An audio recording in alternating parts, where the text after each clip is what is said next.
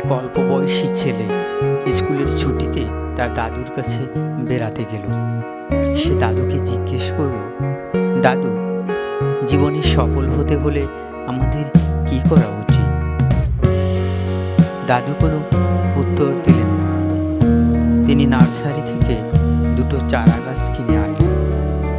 একটা চারা গাছ বাড়ির মধ্যে টবের মধ্যে বসালেন, আরেকটা বাড়ির বাইরে এক ফাঁকা জমিতে পুঁতে দিলেন।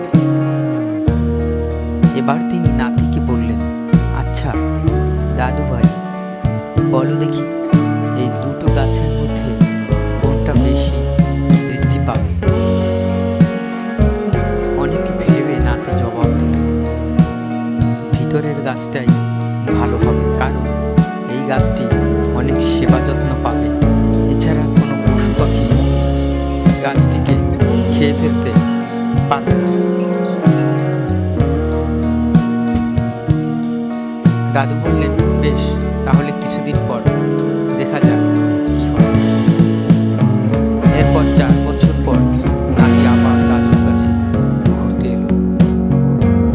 নাতি দাদুকে বলল, দাদু, 4 বছর আগে আমি তোমার কাছে জীবনে সফল হওয়ার উপায় জানতে চেয়েছিলাম।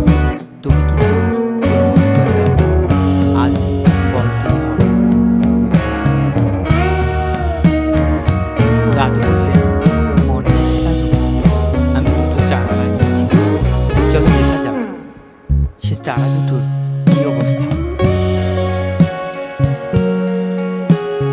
প্রথমে টবের কাছে গিয়ে দেখা গেল টবের মধ্যে গাছটি খুব সুন্দরভাবে বেড়ে উঠেছে, সুন্দর ফুল ফুটেছে, গাছটি দারুণ সতেজ হয়েছে। এবার ঘরের বাইরে এসে দেখা গেল বাইরের গাছটি তার ডালপালা বহুদূর প্রসারিত করেছে, তার ডালে পাখিরা বাসা বেঁধেছে, মৌমাছিরা ফুলে এসে বসেছে, গাছের ছাওয়ায় পথিক এসে বিশ্রাম নিচ্ছে।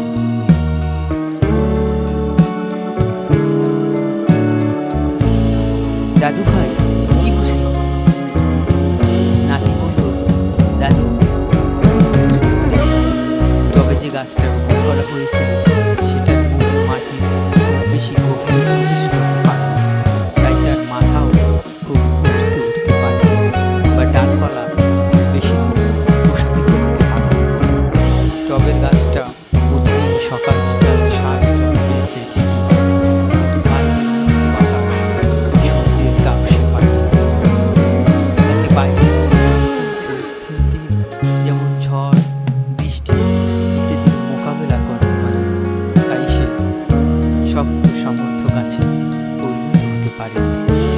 সে ঘরের মধ্যে বন্দি থাকায় তার ডালে কোনো পাখি বাসা বাঁধতে পারেনি, তার ফুলে কোনো মৌমাছি মধু খেতে আসেনি। সে আরো বলল, দাদু, আমি বুঝতে পেরেছি যে সুখ স্বাচ্ছন্দ্যের মধ্যে থেকেও জীবনে সফল হওয়া যায়, তবে প্রকৃত সফল হতে হলে সুখের জীবন ত্যাগ করে প্রতিকূল পরিস্থিতির মোকাবিলা করতে হবে, আর গাছের শিকড়ের মতো ভিত শক্ত করতে হবে। আর যেদিন আমার ছত্রছায়া এসে অনেক মানুষ উপকৃত হবে, সেদিনই আমি প্রকৃত সফল হব।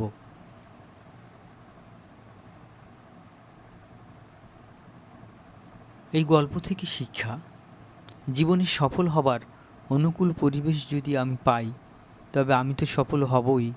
তবে সফলতার ব্যাপ্তি বহু বিস্তৃত হওয়া তখনই সম্ভব যখন আমি সমস্ত প্রতিকূলতার মোকাবেলা করতে সক্ষম হব।